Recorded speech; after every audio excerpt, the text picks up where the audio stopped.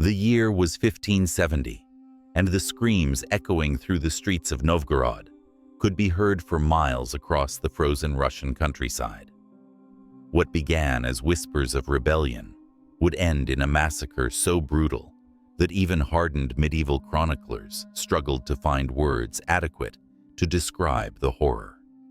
This was not warfare between armies or the execution of criminals. This was systematic extermination, orchestrated by a man whose very name would become synonymous with unbridled cruelty. Ivan IV of Russia, known to history as Ivan the Terrible. But the slaughter at Novgorod was merely the culmination of a reign that had already redefined the boundaries of human savagery. For decades, Ivan had been perfecting the art of murder, transforming execution from simple killing into elaborate theater designed to terrorize an entire empire into submission. His victims numbered in the tens of thousands, each death carefully calculated to send a message that would echo through the corridors of power and into the humblest peasant cottage. Today, we strip away the romantic myths that have sanitized Ivan's legacy and examine the unflinching reality of his most horrific crimes. To understand the monster Ivan became, we must first understand the world that created him. Medieval Russia in the 16th century was a realm caught between the fading Byzantine Empire and the rising power of Western Europe, where survival often depended on demonstrating strength through acts of spectacular violence. The Mongol yoke had only recently been thrown off, leaving a culture that had learned to associate authority with fear and respect with terror. Ivan inherited the throne at age 3 in 1533, following his father's death under mysterious circumstances that many suspected involved poison. His mother, Elena Glinskaya, served as regent until her own sudden death in 1538, when Ivan was just 8 years old. The boy who would become Russia's most feared ruler spent his formative years surrounded by ambitious boyars who viewed him not as their sovereign, but as a tool to be manipulated for their own gain. These early experiences of powerlessness and betrayal would shape Ivan's worldview in ways that would prove catastrophic for his subjects. He learned to see treachery everywhere, to trust no one completely, and to believe that only through absolute terror could a ruler maintain control. The frightened child who watched court factions scheme over his throne would grow into a man who saw every act of mercy as weakness and every show of compassion as invitation to rebellion. The first glimpse of Ivan's future brutality appeared during his teenage years, when he began torturing animals for entertainment. Palace servants reported finding mutilated cats and dogs throughout the Kremlin, their deaths becoming increasingly elaborate as Ivan experimented with different methods of causing pain. What began as childhood cruelty evolved into something far more sinister, as Ivan discovered he possessed an almost supernatural ability to devise new forms of suffering. By age 16, Ivan had begun applying these same techniques to human subjects. His first recorded murder was that of Prince Andrei Shuisky, who had dared to challenge the young Tsar's authority during a court ceremony. Ivan ordered his guards to throw Shuisky to a pack of hunting dogs, then watched from his throne as the animals tore the prince apart. Contemporary accounts describe Ivan's expression during this execution as one of intense fascination, as if he were studying the victim's reactions with scientific curiosity. The psychological transformation that occurred during Shuisky's death marked the birth of Ivan the Terrible, where once there had been a frightened boy desperately trying to assert his authority, there now emerged a calculating predator who had discovered that fear was the most effective tool of governance. The other boyars, witnessing their colleague's gruesome fate, immediately submitted to Ivan's will, confirming his belief that terror was the key to absolute power. Ivan's coronation as Tsar of all Russias in 1547 was accompanied by celebrations that masked a darker purpose. While the people of Moscow rejoiced in their new ruler, Ivan was already planning the systematic elimination of anyone who might challenge his authority. He had spent years compiling lists of potential enemies, studying their weaknesses, and devising punishments that would serve as warnings to others who might harbor treacherous thoughts. The methods Ivan employed went far beyond simple execution. He understood that the manner of death could be as important as death itself in communicating his power. His victims were not merely killed, but destroyed in ways designed to maximize both their suffering and the psychological impact on witnesses. Each execution became a carefully choreographed performance with Ivan as both director and primary audience. One of his earliest systematic campaigns targeted the merchant class of Moscow, whom he suspected of profiteering during recent famines. Rather than simply confiscating their wealth or imposing fines, Ivan ordered them to be slowly roasted alive in iron cages suspended over open fires. The executions took place in Red Square over the course of several days, with Ivan personally adjusting the height of the cages to control the rate at which his victims cooked. Witnesses described how he would pause the executions to question the dying merchants about their business practices, taking notes that he claimed would help him better understand the corruption plaguing his realm. The religious dimension of Ivan's cruelty added another layer of horror to his crimes. As a deeply devout Orthodox Christian, he viewed his acts of violence through a theological lens, convincing himself that he was serving as God's instrument of justice on earth. This religious justification allowed him to commit atrocities that would have troubled even hardened medieval rulers, secure in the belief that his victims deserved their suffering as punishment for sins against both church and state. Metropolitan Philip, the head of the Russian Orthodox Church, eventually summoned the courage to confront Ivan about his increasingly brutal methods. The confrontation took place during a service at the Cathedral of the Assumption, with Ivan kneeling before the altar as Philip accused him of transforming Russia into a charnel house. Ivan's response revealed the depth of his psychological transformation. Rather than showing anger or defensiveness, he listened to Philip's accusations with apparent calm, even nodding at certain points, as if acknowledging the validity of the criticism. Then, 3 days later, Philip disappeared from his monastery. His body was discovered a week later in the monastery's wine cellar, bearing evidence of torture that shocked even Ivan's experienced executioners. The Metropolitan had been systematically mutilated over several days, with each wound corresponding to one of the accusations he had made against the Tsar. His tongue had been cut out, his eyes removed, and his hands crushed, as if Ivan were methodically destroying the body parts that had dared to challenge his authority. The murder of Metropolitan Philip marked a turning point in Ivan's reign, demonstrating that not even the highest religious authority in Russia was safe from his wrath. The message was clear.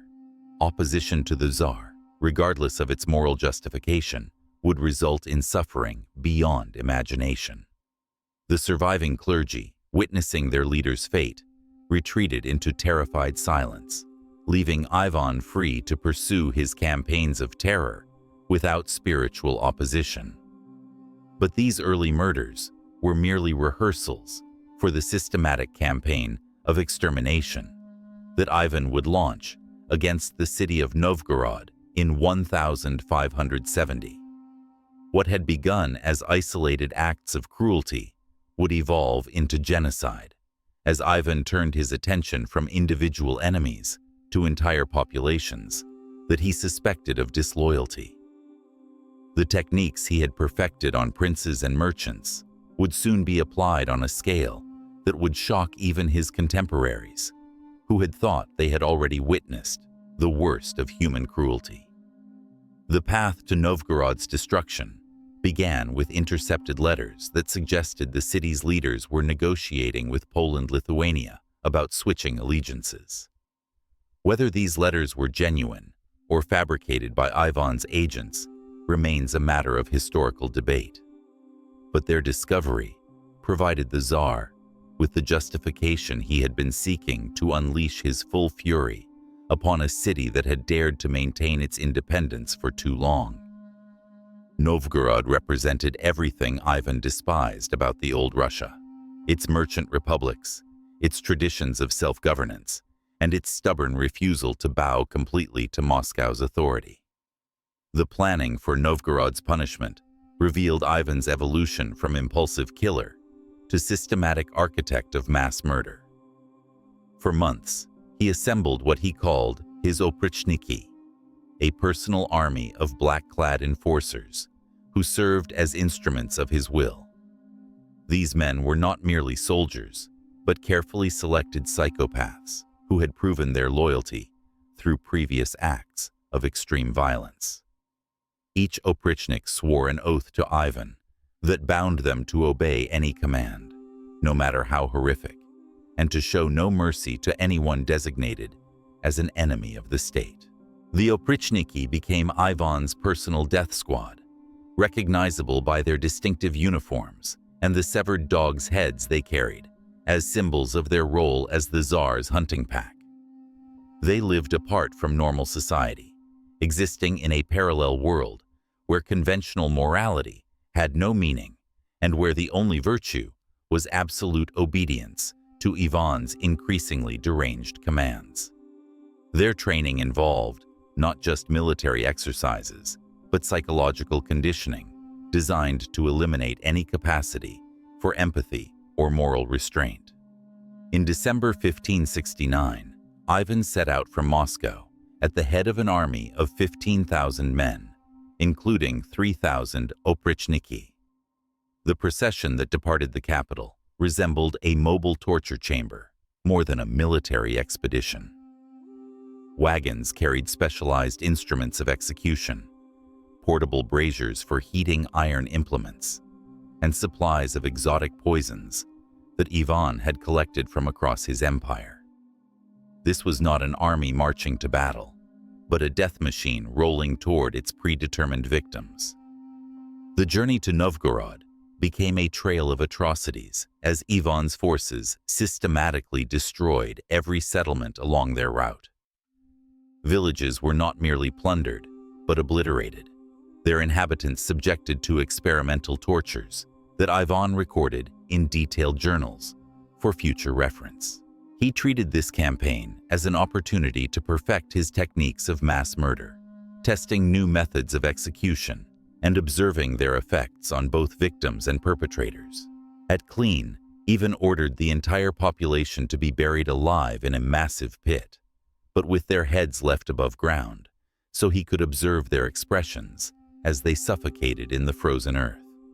At Tver, he introduced a new form of execution that involved slowly skinning victims while they remained conscious, starting from the extremities and working inward.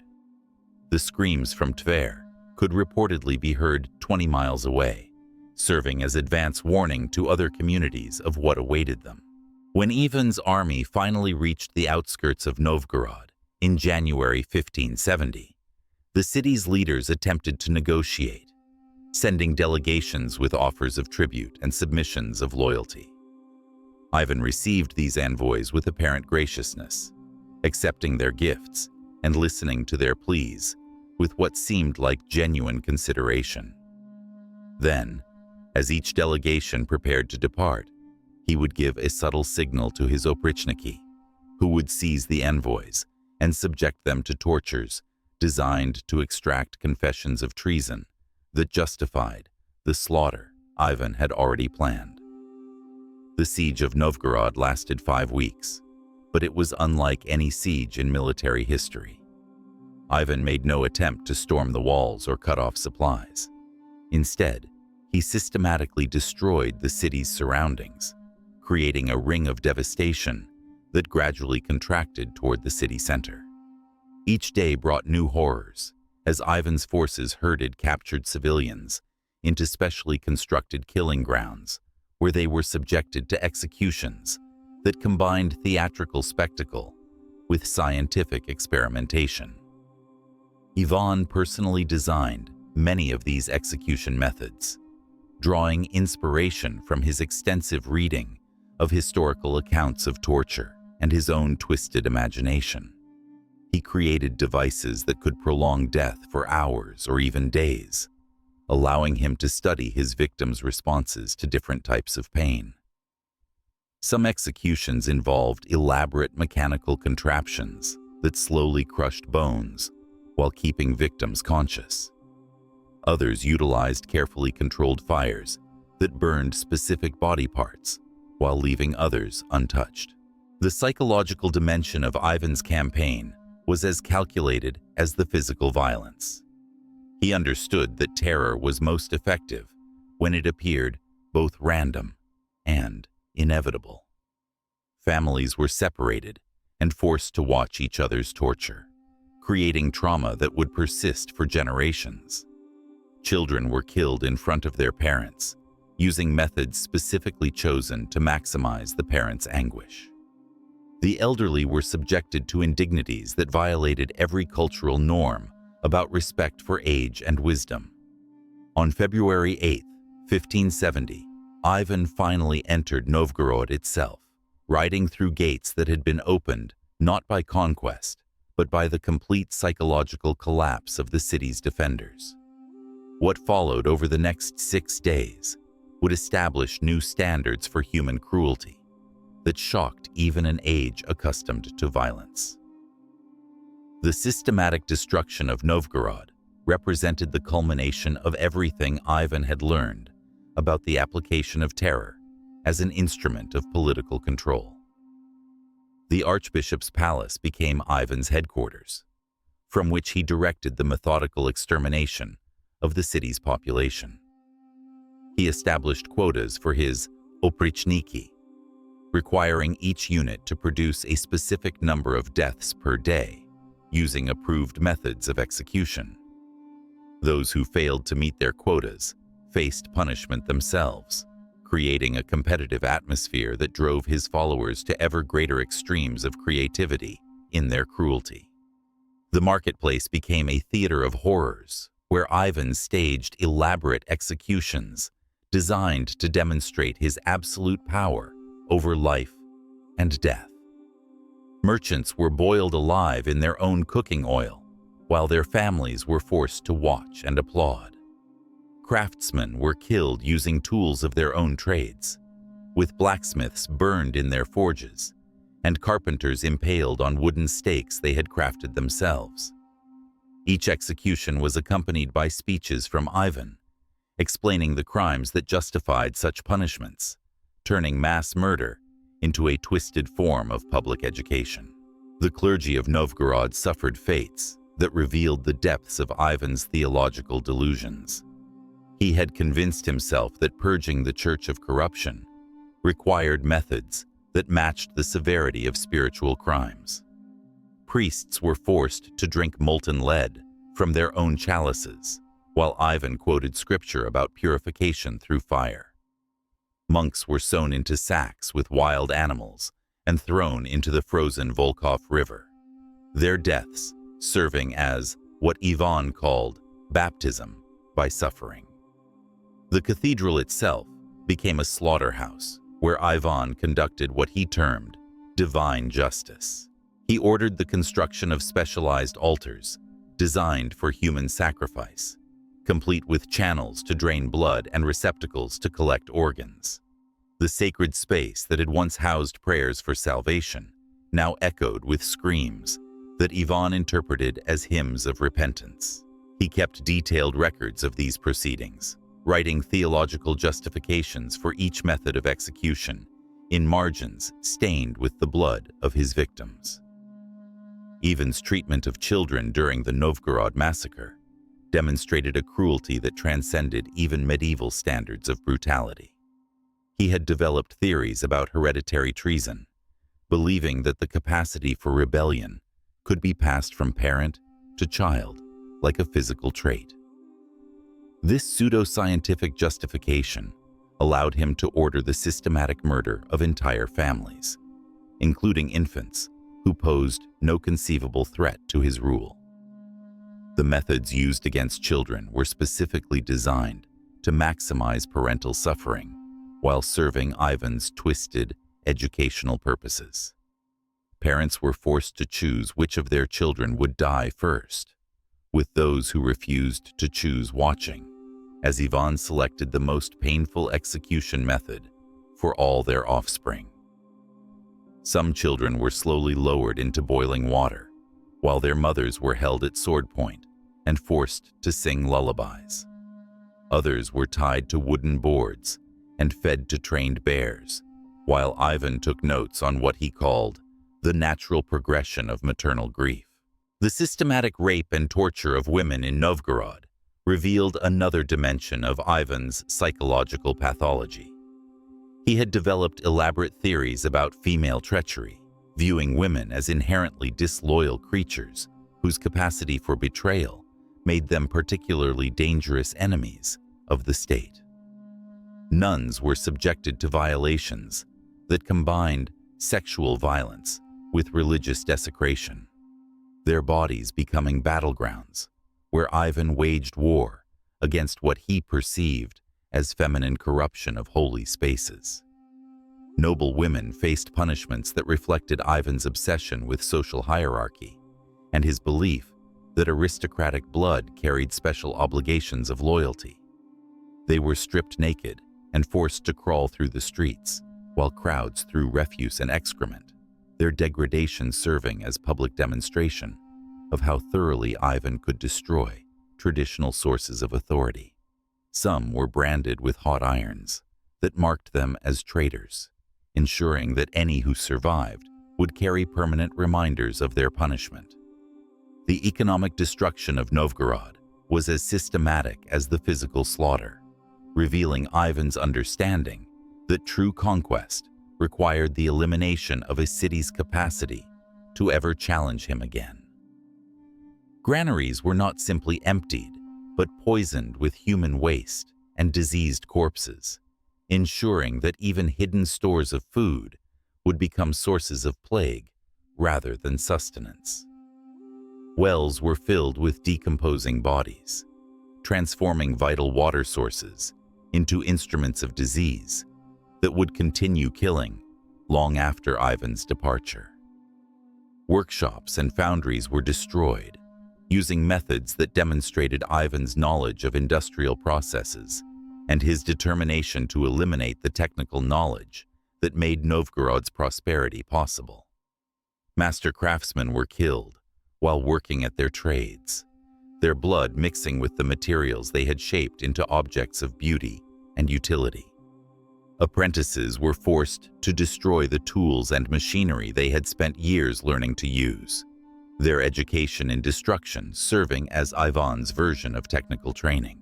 The psychological warfare continued, even as physical destruction reached its climax.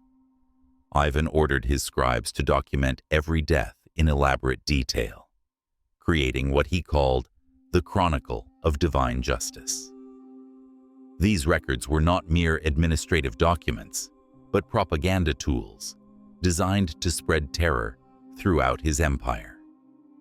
Copies were distributed to other cities with instructions that they be read aloud in public squares, ensuring that news of Novgorod's fate would reach every corner of Russia.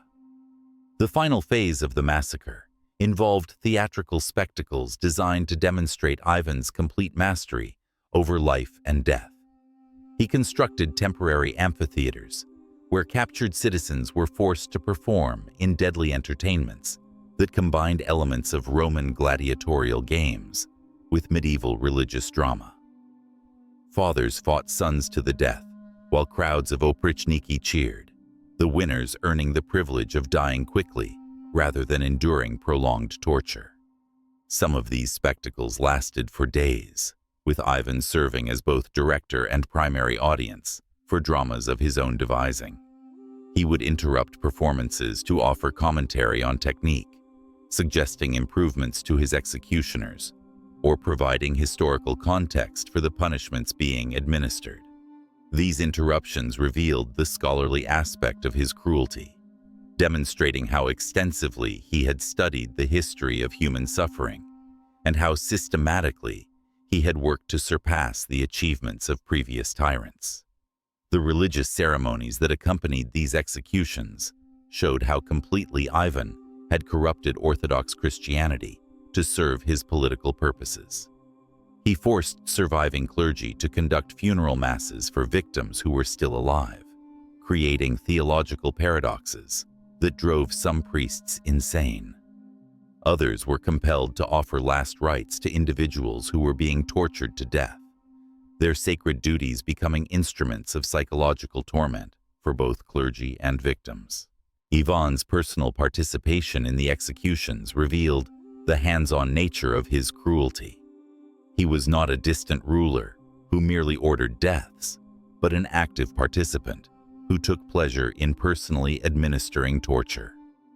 Contemporary accounts describe him covered in blood, his clothing stained with the bodily fluids of his victims, as he moved from execution to execution, like a physician making rounds among patients. The tools he used became extensions of his personality, each instrument carefully selected for specific types of victims and particular forms of suffering. He carried a staff tipped with iron spikes that he used to blind enemies, taking special satisfaction in destroying the eyes that had dared to look upon him with anything less than absolute submission. His hands, once soft from royal privilege, became calloused from gripping instruments of torture, the physical transformation reflecting his psychological evolution into something barely recognizable as human. When the massacre finally ended on February 13, 1570, Novgorod had ceased to exist as a functioning city. Conservative estimates suggest that 60,000 people had been killed in 6 days, though the true number may have been significantly higher. Bodies filled the streets so completely that movement required stepping on corpses, creating a landscape of death that survivors described as resembling visions of hell from medieval paintings. The Volkhov River ran red with blood for weeks after the massacre, carrying downstream evidence of Ivan's crimes that served as warnings to communities hundreds of miles away. Fish died in massive numbers from the pollution, creating secondary waves of disease and starvation that extended Ivan's reach far beyond the immediate victims of his violence. The ecological destruction paralleled the human catastrophe, demonstrating how thoroughly Ivan's cruelty had poisoned the very environment of his empire. The departure of Ivan's forces from the ruined city was accompanied by rituals designed to ensure that Novgorod's destruction would be remembered as a divine judgment rather than simple political violence. Ivan ordered the construction of monuments that celebrated the purification of Russia through the elimination of traitors, transforming mass murder into religious triumph. These monuments, built from stones stained with the blood of victims, served as permanent reminders of the price of challenging the Tsar's authority. The psychological aftermath of the Novgorod massacre revealed the true scope of Ivan's transformation from ruler to monster. Survivors who managed to escape the city carried with them testimonies of horrors so extreme that many who heard their accounts refused to believe them. These witnesses described a man who had transcended ordinary human cruelty, becoming something that existed beyond the normal boundaries of evil. They spoke of Ivan's laughter echoing through the killing fields, a sound so chilling that it haunted their dreams for the remainder of their lives. Ivan's return to Moscow was marked by celebrations that demonstrated how completely he had corrupted the machinery of state to serve his pathological needs. The oprichniki who had participated in the massacre were rewarded with lands confiscated from their victims, creating a class of nobles whose wealth was literally built upon mass murder. These men, having crossed the threshold from civilization to barbarism under Ivan's guidance, became the core of a system that institutionalized cruelty as a form of governance. The chronicles kept by Ivan's scribes during this period reveal the methodical nature of his madness. He had developed classification systems for different types of traders, with corresponding punishment protocols that were applied with bureaucratic precision. Merchants who overcharged received different tortures than nobles who showed insufficient respect, while clergy who questioned his authority faced punishments specifically designed to mock their religious pretensions. This systematization of cruelty transformed random violence into a science of suffering. But even as Ivan celebrated his triumph over Novgorod, he was already planning his next campaign of extermination. The success of his methods had convinced him that terror was not merely a tool of governance, but the fundamental principle upon which all authority must rest. He began expanding his lists of enemies to include entire social classes, ethnic groups, and regional populations that he suspected of harboring treasonous thoughts. The massacre at Novgorod had been a test of his methods. What followed would be their full implementation across the Russian Empire. The years following Novgorod witnessed an escalation of violence that made the earlier atrocities seem almost restrained by comparison. Ivan's paranoia had evolved beyond rational suspicion into a form of clinical madness that saw enemies everywhere and conspiracies in every gesture. He began executing people for crimes they might commit in the future, developing what he called preventive justice that eliminated threats before they could materialize. This twisted logic allowed him to justify the murder of children as young as 5 years old, whose potential for future treason he claimed to detect through careful observation of their behavior. The execution methods Ivan employed during this period demonstrated his evolution from amateur torturer to master craftsman of human suffering. He had studied the techniques used by the Spanish Inquisition, the Ottoman Empire's methods of dealing with rebellious subjects, and historical accounts of Roman persecution of Christians. From this research, he synthesized approaches that combined the most effective elements of each tradition while adding innovations of his own that reflected his unique psychological pathology. One of his most notorious inventions was a device he called the Iron Virgin, a hollow metal statue lined with spikes that could be adjusted to penetrate victims at varying depths. Unlike similar devices used elsewhere, Ivan's version was designed to keep victims conscious for extended periods while they were slowly pierced by dozens of metal points. He would position the device in his throne room and conduct normal court business while victims died slowly inside, their muffled screams serving as background music for diplomatic meetings and administrative discussions. The religious dimension of Ivan's cruelty reached new heights during this period, as he convinced himself that he had been chosen by God to purge Russia of all forms of corruption. He began conducting what he called theological experiments, testing various execution methods to determine which ones provided the most effective spiritual purification for different types of sins. Adulterers were subjected to different tortures than thieves, while those guilty of blasphemy faced punishments specifically calibrated to their spiritual crimes. His treatment of foreign ambassadors during this period revealed how completely his madness had consumed his political judgment. Diplomatic immunity meant nothing to a man who saw treachery in every gesture, and conspiracy in every word.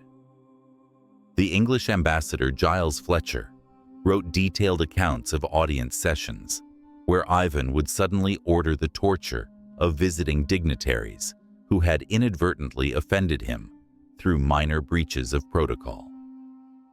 These diplomatic murders created international incidents that isolated Russia from potential allies and trading partners.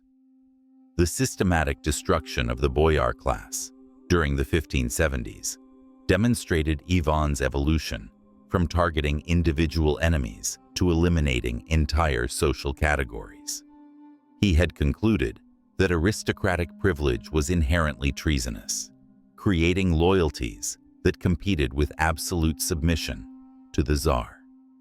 His solution was the physical elimination of noble bloodlines through methods designed to ensure that no survivors remained to carry aristocratic pretensions into future generations. Entire families were gathered for what were presented as ceremonial occasions, only to be subjected to mass executions that combined elements of religious ritual with theatrical spectacle. Children were killed in front of their parents, using methods that maximized psychological trauma, while surviving relatives were forced to participate in the destruction of family archives, libraries, and treasures that represented centuries of accumulated culture and knowledge. The economic consequences of Ivan's campaigns of terror extended far beyond the immediate costs of conducting mass executions. The systematic elimination of merchant classes and skilled craftsmen created shortages of essential goods and services that weakened Russia's capacity to compete with neighboring powers. Trade networks that had taken generations to establish were destroyed in days, as Ivan's paranoia transformed every commercial relationship into a potential channel for treasonous communication. Agricultural production collapsed as entire regions were depopulated through Ivan's preventive justice campaigns.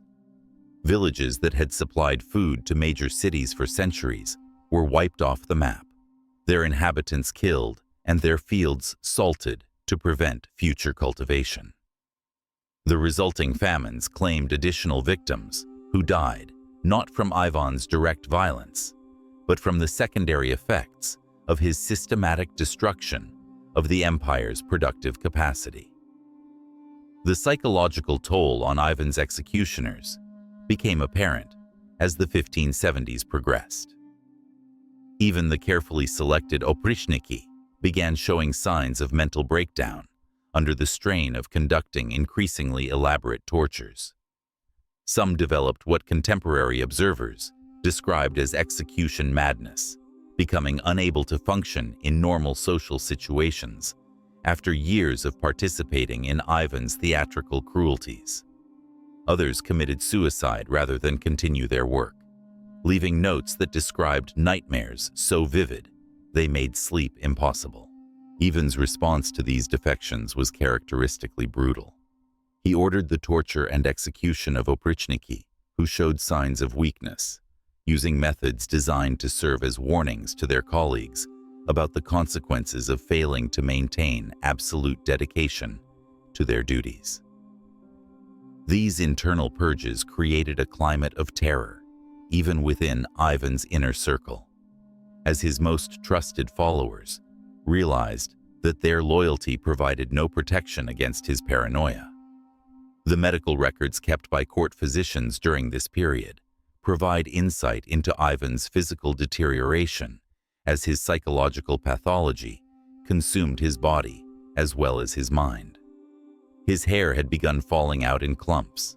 His hands trembled constantly from what appeared to be neurological damage, and his eyes had taken on a yellowish tint that suggested liver disease.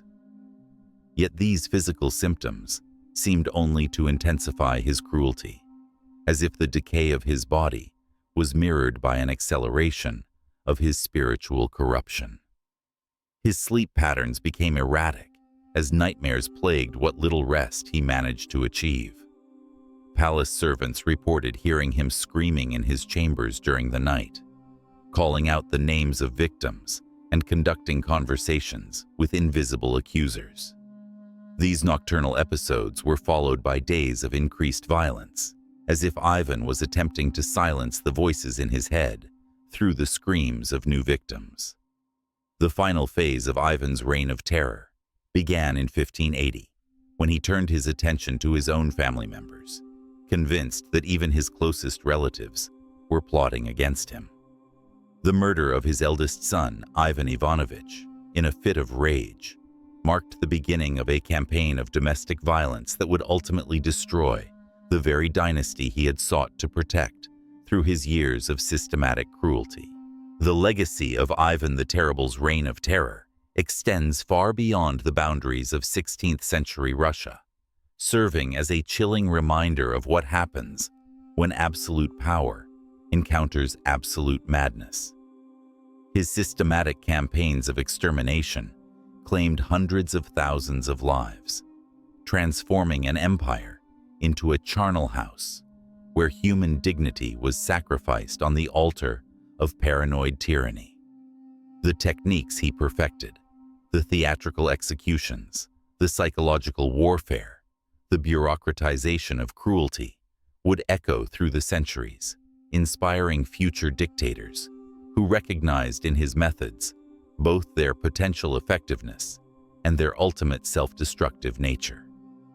Yet perhaps most disturbing is the recognition that Ivan was not born a monster, but was shaped by circumstances and choices into something that transcended ordinary human evil.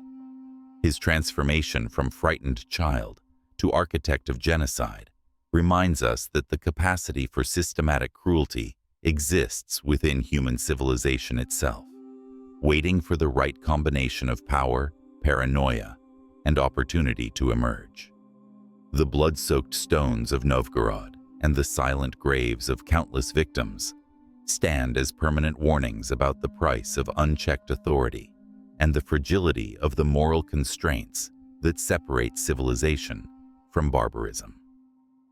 Today, as we witness the rise of new forms of authoritarian brutality across the globe, Ivan's story serves as both historical documentation and contemporary warning.